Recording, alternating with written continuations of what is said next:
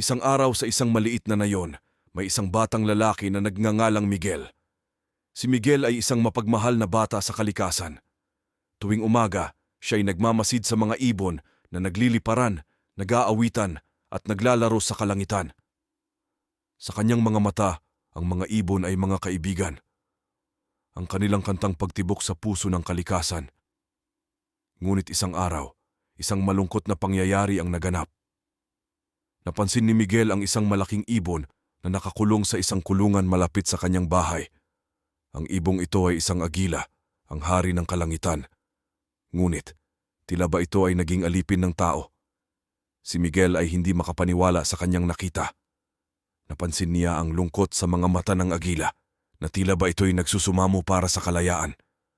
Hindi niya matiis na makita ang ibong nagdadalamhati, kaya't isang araw, naisip niya na tulungan ito. Pinag-aralan ni Miguel ang paraan upang mapalaya ang agila.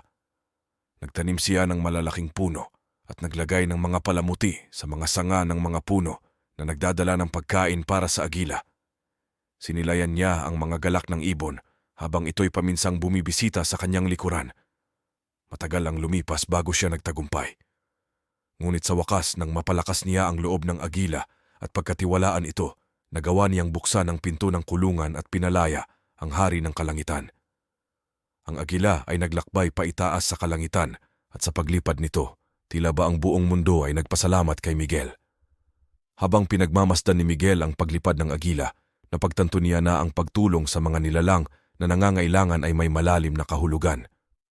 Sa kanyang kabutihan at pagmamahal sa kalikasan, naging inspirasyon siya sa iba na maging mabuting tagapag-alaga ng kalikasan at mga nilalang nito.